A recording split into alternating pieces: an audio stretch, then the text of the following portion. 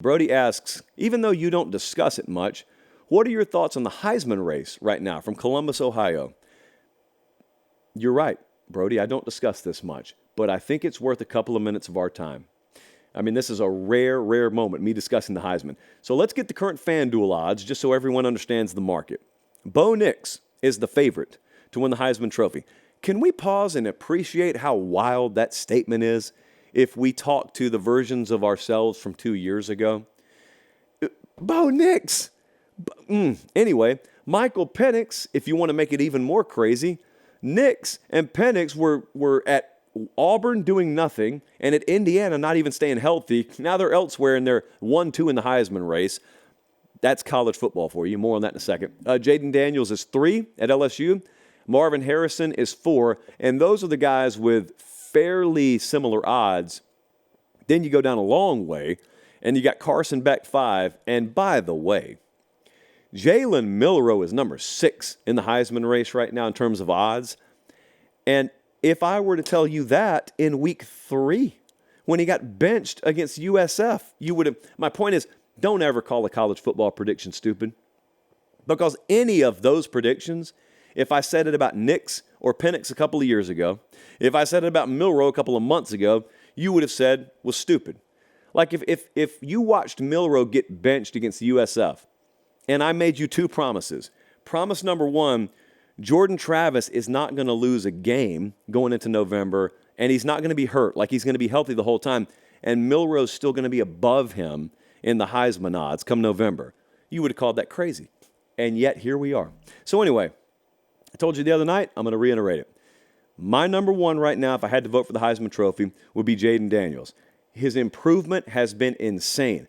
Look at the way he exited last year and how much he still needed to improve about his game, and he worked his tail off, and he did it.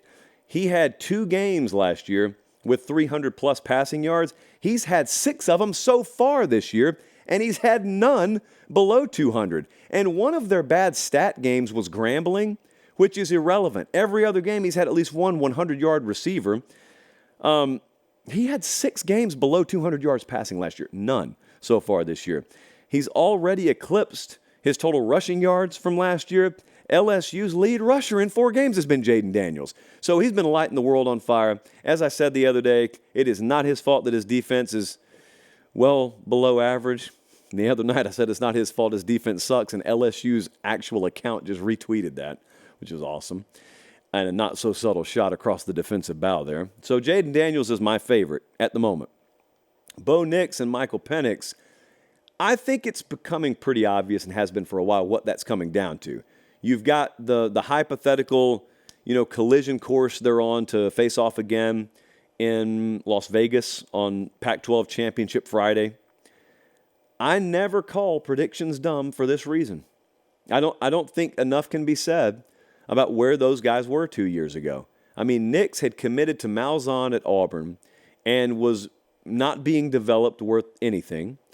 And it was a lost cause, people felt like, and yet he was ultra-talented. People who watched him in high school knew, this dude is better than what he's showing at Auburn. Meanwhile, Michael Penix can't stay healthy, can't stay on the field at Indiana, and he transfers up to Washington, and Nix transfers to Oregon, and 2 years later, it's, number one, it's just a crazy story, but number 2, it makes you realize, just like last year, when we had a guy who was an afterthought at Virginia Tech. All of a sudden, he transfers to Tennessee, and all of a sudden, man, magic at the quarterback position. Well, he didn't become a different human being. It just goes to show you, any given year, there are a bunch of guys that just happen to be in the wrong position or maybe in the wrong soil. And then they get planted in different soil, and they blossom, and you think it's a different person. It's not. Makes you wonder, how many guys are out there at quarterback underachieving right now that would flourish if just put in a better situation?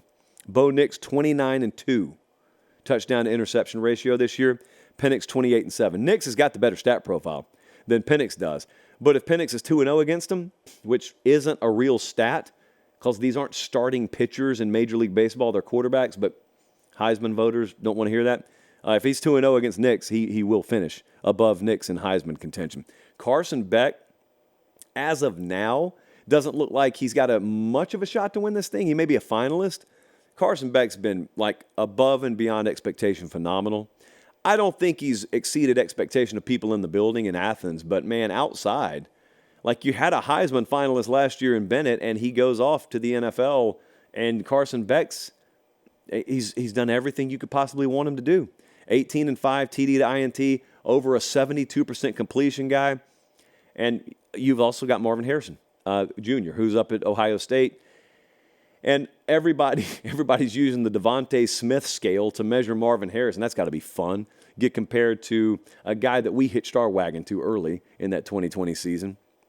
And he's off pace compared to what Devontae was. So it sounds like unless you pace with Devontae Smith, one of the best receiving seasons of all time, you're not going to win the Heisman as a receiver.